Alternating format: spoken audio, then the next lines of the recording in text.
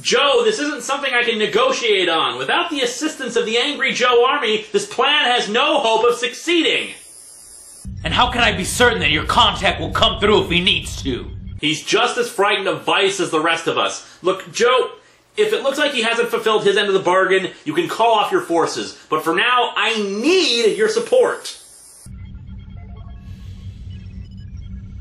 Okay, Linkara. This is gonna be a risky operation. Many brave soldiers' lives are gonna be at risk. If this gets foobarred, you're gonna regret it. If Vice wins, we are all going to regret it. Linkara out.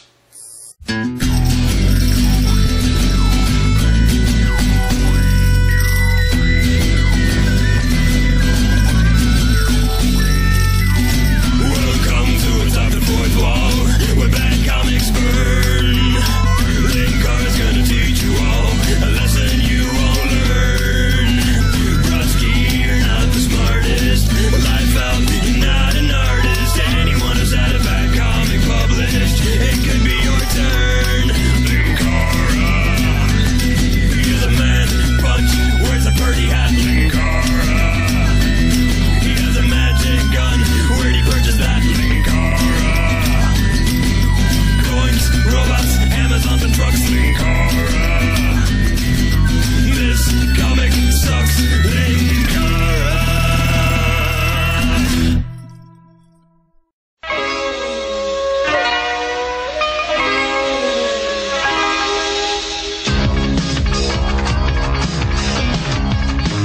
Hello and welcome to Atop the Fourth Wall, where bad comics burn. Well, it's that time of year again, the time where we look back at when I first started doing text reviews a few years back that eventually led to this show. It's time for Youngblood again! In the last two Youngblood comics, we've seen a bunch of steroid-abusing jerks pretend that a plot is happening, when, of course, nothing of the sort has been. The home team of Youngblood dealt with their own bickering while facing off against a bunch of supervillains we know nothing about. The away team went off to a foreign nation and assassinated a guy, then for some reason in issue 2 they were handling the transportation of a guy named Prophet stuck in cryogenic suspension. When the guy woke up from his cryo-sleep, he was attacked by guys who wanted to rip off the Borg from Star Trek. Oh yeah, and there was also this guy who was supposed to be an homage to Jack Kirby, but really just came off like all of Liefeld's characters, which wasn't made any easier since the team Kirby was leading was pretty much just another team exactly like Youngblood, right down to the character designs. So let's dig into Youngblood number 3 and watch this series degrade in quality with each passing issue. You know, there's nothing quite like the refreshing crappiness of a Youngblood cover.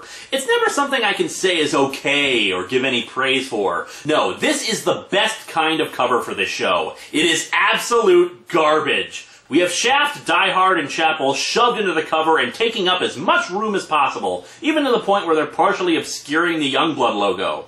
Actually, the one surprising thing about this cover is Shaft's sword. Rob Liefeld has a reputation when it comes to drawing swords, that he can't draw them straight on, so seeing this is actually pretty impressive. Though the fact that Shaft is not holding the sword properly kind of makes it lose points. We open to Prophet slouching over like a hunchback while blood leaks out of his massive biceps and face. Approximately 19 minutes have passed since this struggle began. Certainly feels that way, although this is only the first page. The disciples have overwhelmed me. Systematically, they have wiped our numbers out. They are everything I was told they would be. And more. Does someone want to get around to telling us everything they are? On the next page, Prophet decides to moon us while making his hands glow. This once again demonstrates Rob's inability to tell a story sequentially, particularly when it comes to fight scenes. Okay, we have this charge-up attack, but then in the next panel, he's punching a robot, no special glow around his hands, and I can't even begin to tell you what the hell it is he's hitting. Look at this thing. Can anyone tell if this thing is backwards or forwards after he punches it? Then we get a panel of his face, then one of him in a bright light, then him holding up one of the attackers, then him punching another one. If this was a montage, this would be fine, but it's not. This fight scene is supposed to be taking place in real time. The panels have to flow from one to the next. If you cut away to something, sure, then you can have whatever pose you want in the next panel, but that's not happening here. Prophet talks about the others who fought valiantly beside him, despite the fact that he wrongly thought they were foes when he first woke up. He doesn't even know who any of them are. And you know what? Neither do I. This is the third issue of Youngblood, and I can't even remember who half of these people are. The first issue has been the only issue to actually be about these characters, and maybe issue 0 was about them too, but I haven't read that one. Issues 2 and 3 are about Prophet and a bunch of other people who aren't Youngblood. The cast is already huge by most team book standards, and yet here we are, giving the focus to people who aren't main characters, yet we've seen more backstory on them than the whole of Youngblood itself. I can't even remember the names of half of these people. I need to get action figures to remind myself who the hell they are! We cut to the Pentagon in Washington, D.C., where Badrock and Shaft are walking down a corridor with some loser wearing a pink polka-dotted shirt. In what universe does any human being wear this outfit? Polka dots, suspenders, and a bow tie? And don't get me wrong, bow ties are cool. But not one combined with polka dots and visible suspenders, and what the hell is with this guy's hair? This person is named Timer, and he's apparently Shaft's secretary or something. I feel good that that's his name, since like last issue, this one's dedicated to an actual comic creator, as opposed to the man who gave us this garbage. Respectfully dedicated to the memory of Joe Shuster. I was worried at first that Timer there was supposed to be the Joe Shuster stand-in, though frankly, be prepared if we suddenly have a new character appear named Schuster that has muscles 10 inches across and wields massive guns, just like every other Youngblood character. Timer is telling Shaft about his new action figure line, since apparently he's popular. Why? Evidently, his toy has 4 variant figures. Geez, isn't that going a little too far? They paid millions for the license alone. Oh good, it's not enough to misspell people's names, now they have to misspell real words. Swap the S and the C in license and you've got yourself a whole new word. Because poor literacy is for people who can't spell. The 3 suddenly arrive at the cell of Strongarm, that one criminal from back in issue 1. Wait, why the hell are they keeping him at the Pentagon? Isn't that a disaster just waiting to happen? Put him in a freaking prison! And don't tell me he's too strong for a normal prison. Clearly they had to build this one specially suited to hold him. This scene is pointless too. All it establishes is that Strongarm is pissed at Shaft for putting him in the cell. What, a villain is angry at a hero? What other bold new concepts shall the next generation of heroes present us with? While he keeps making pointless threats, the 3 walk off, passing by a guard. Here we see the real problem with Youngblood's disease, since their vision is so poor now that they can't tell that the security guard is actually this guy in an armored suit and Power Rangers helmet. We cut to Earth orbit, where a few Klingon birds of prey, alien spaceships, are hanging in orbit. These are members of Combat's race. Yes, Combat, that guy from the away team of Youngblood that apparently was an alien with a warrior culture shtick. Just like Klingons. If that description wasn't good enough, he was the guy with the huge pink gun. The ships are looking for Combat, and wow, the similarities with Klingons end here. Why? Well, Klingons actually look like warriors. Metal armor, a wide variety of weapons. These guys? Tell me, at what point did this race decide, our line of honorable warriors will wear skin-tight sky blue spandex with crimson highlights, big golden shoulder pads, and tusks on our stomachs? In fact, this looks so undignified and unwarrior-like that I need to inject this with a fresh bit of real Klingons. Your blood will taint the way to the future. Anyway, this guy, an admiral, says he's personally trained Combat and doesn't believe that he's dead. However, he's interrupted by an ambassador of... Stop! What the hell is that? Let's ignore the bizarre proportions on this woman. Since it's Liefeld, there isn't a single person in this comic that looks normal. But what the hell is up with her head? Combat deserves no honor. He is a traitor and he will die in disgrace. The identity of the traitor has yet to be determined. No, I'm sorry, but I can't ignore it. What is that? What are those huge pointy things coming up from her face? Is everyone in her species like that? Why would evolution ever produce a species like that? And does no one notice that her head is on fire? No wonder she looks so pissed off. Her head is on fire and no one's trying to put it out. Anyway, the two exposit that Combat has apparently betrayed their Emperor, and he apparently fled to Earth, trading alien technology for sanctuary. They're also looking for someone else who was with him called the Acurin, but the Ambassador is convinced of Combat's guilt while the Admiral believes Combat is innocent. Back with Youngblood, Shaft is holding a press conference, and with his own stupid hairstyle, he too looks like his head is on fire. The reporter asks him about the death of the Saddam Hussein stand-in, but he denies any involvement, that Youngblood doesn't function as assassins. And I know you may have forgotten, because it was 2 years ago and all, but yeah, in fact, they did kill the Saddam Hussein stand-in.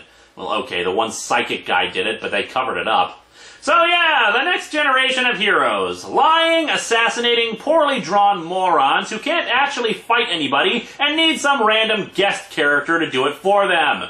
The reporters start rapidly asking questions about other Image Comics characters at the time, like Savage Dragon and Shadowhawk.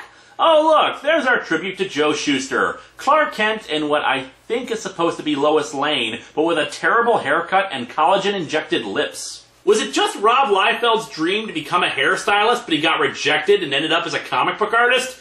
Because if that's the case, it would make far too much sense. As the group leaves the conference, we get another spelling error, misspelling brief as brafe. This is just starting to get sad. Someone yells out to Shaft that there's a jailbreak in progress at the Pentagon. Gee, suddenly having a big prison underneath the Department of Defense seems like a really bad idea. We cut to the Pentagon where, oh come on! Maybe using Ninja Turtles logic, I could believe that a simple helmet behind the guard uniform would have disguised this woman from sight, but look at the enormous Y on her face! Those would have gone up past the guard cap! Are you seriously telling me that none of the three noticed that? On a 2-page spread, we see Chapel, Shaft, and Badrock suddenly bursting through a glass window to confront the woman. A few thoughts come to mind with this scene. 1. Shaft's bow still has no bowstring. 2. I did not know that the vault where they're keeping Strong Arm had a nice big glass window that someone could drive their motorcycle through. Otherwise, we have to believe that Chapel drove that stupid purple bike through the halls of the Pentagon before coming up on this window that he could dramatically crash through. 3. Mila Jovovich did the motorcycle through glass thing a hell of a lot better than you, Chapel. The woman in the armor catches Shaft's arrows without a problem. By the way, 17 pages in, and I don't think we've had a single panel that had any actual backgrounds until this one. A brick wall. Which would not make much sense for what's supposed to be a high-security vault underneath the flippin' Pentagon! Shaft and the woman exchange banter, just making me wonder why the hell Chapel hasn't started shooting the woman, since I doubt she can catch bullets as effectively. However, instead of something making sense, we have something completely out of left field. Ninjas! Normally I would showcase some ninja-style dancing here, but for some reason we can't find him. Instead, we have some commentary on this fight from another ninja. Greetings, Kung Tai Ted here. When you're a superhero who has been ambushed by a Kamen Rider wannabe and her army of ninjas, it's natural for you to be taken by surprise. You may also feel the desire to narrate about what they're doing to you, like how they're supposedly hitting you in the ribs, despite the fact that it most clearly is going for your armpit. Said ninjas may be dressed in white as opposed to the standard black, allowing them the true power of camouflage with drywall. The ninjas will attack your jaw with their knees, no doubt mocking your bizarre musculature with an impractical way of flying through the air. However, all you need to do is get their sword away from them. Taking their sword away will dishonor them to the point where they won't even commit seppuku on themselves, so please, be a good guy and do it for them. And then when you... Holy crap! Shaft, you're supposed to be the good guy, right? Because that just looks scary, my friend. This is Kung Tai Ted, reminding you that ninja clothes come in all colors of the rainbow, not just black and white. Badrock also confronts some ninjas who are naturally dwarfed by his hugeness. Why does this high-security vault also have 20-foot ceilings? That's it. I'm through holding back. It's time to cut loose. Cutting loose, it seems, means to hit someone so hard that their neck snaps back and kills them. Yabba Dabba Doom! That had better not be his catchphrase.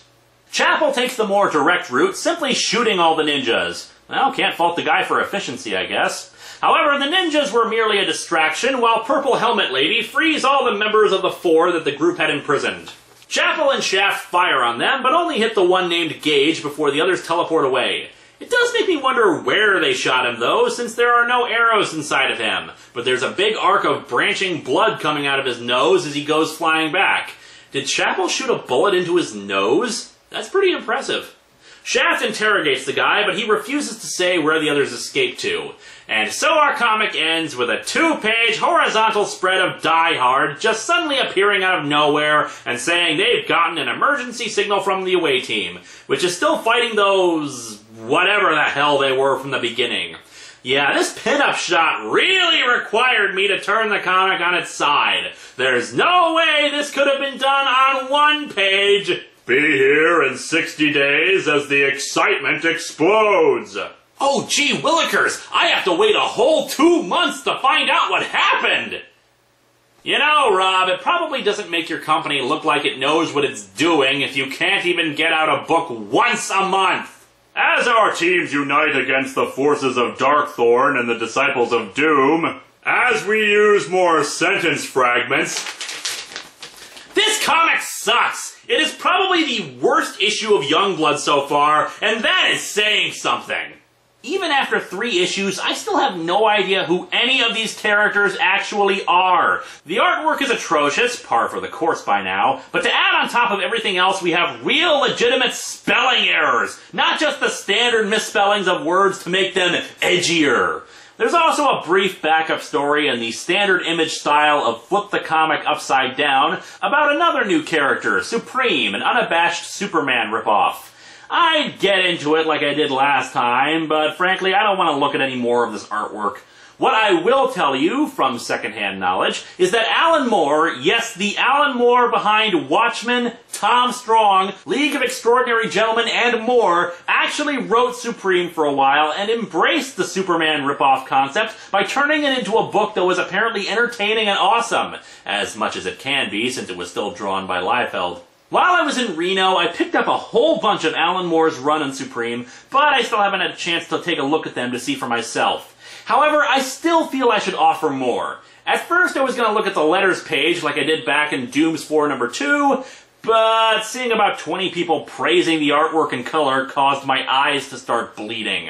Instead, let's look at something a bit more visually rewarding. Sometime in 2008, sorry I can't be more specific, I don't know any details about this book other than the book itself, Image released a new edition of Youngblood in hardcover format, collecting the first 5 issues of the series. It's basically Youngblood remastered. The artwork itself is still as flawed and awful as it was originally, but the coloring has huge improvements. Redone with modern digital coloring techniques, the colors are brighter and make much more sense in areas. Sure, the alien warrior culture still has a pretty undignified uniform, but at least it's a consistent look to it. Red and gold instead of bright blue, crimson and gold. In other areas, though, it's kinda confusing. Those white ninjas from earlier are now purple. I guess purple is closer to black, but still. In addition, the pages have been reordered and all of the dialogue redone. That bizarre bit with Kirby and his gang of misfits, that's a prologue now instead of being shoved into issue 2 for no reason. Issue 1 now has the plots for both teams happening simultaneously as opposed to half of it all lumped together and the other half lumped together, helping the pacing of each story. Also, that double-page spread from the first issue that the home team ended on, we actually have dialogue there now. But I know all of you have a real question about this new edition. Does Die Hard still attack Strong Arm with his crotch? Oh my, yes! In fact, the only thing reworked from this image, besides for brightening up the colors on them, is changing the background from green, yellow, and white to orange and red. If you are morbidly curious, I'd recommend checking out this version as opposed to the originals, since it is a marked improvement over them. Hell, this one even comes with an introduction written by Mark Miller, whom you in the mainstream might know better as the guy who wrote Kick-Ass, but to me will always be the guy who wrote Superman Red Sun. And it really shows how funny this guy can be, lavishly praising Liefeld's artwork and implying that naysayers of his artwork are just balding jerks who would criticize Jack Kirby back in his day. Now that is funny! Unless, of course, he's serious, in which case that would be very, very sad. Foil report! It is confirmed. The energy trace is identical. Good. And that's the last thing we needed to know. Are you sure this is gonna work? Linkara summoned your doppelganger, presumably from Vice's ship, which means he must have some way of contacting Vice through the time shield. And now, so do we.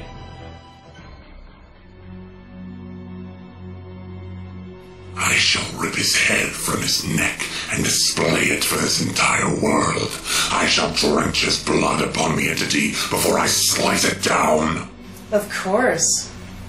But don't you think your emotions are impairing your judgment just a little? Do not presume to advise me, assassin. I allow you to fulfill your own goals only when they coincide with mine. Do not dare think you may speak to me in other matters. I shall... A signal from the android.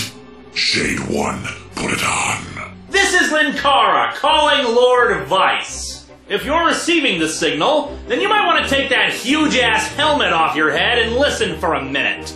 Listen, I just wanted to tell you how deeply honored I am. You see, I was once told that you were the stuff of nightmares for gods and monsters alike. And that's why I'm so honored, you see. You've seen fit to show me your true colors. And the main one is a big, bright shade of yellow. All that you see, you conquer, huh? Well, I guess you never really did set your eyes on me then. You were too busy looking the other way and running for your life. And it's a good thing, too. You've shown just how inadequate you are. You're not up to the task of facing this entity that you're so afraid of. Tell you what, why don't you go tuck your cape between your legs and run home while I deal with it? After all, it's what you're good at. However, if you want to prove me wrong, you know where to find me.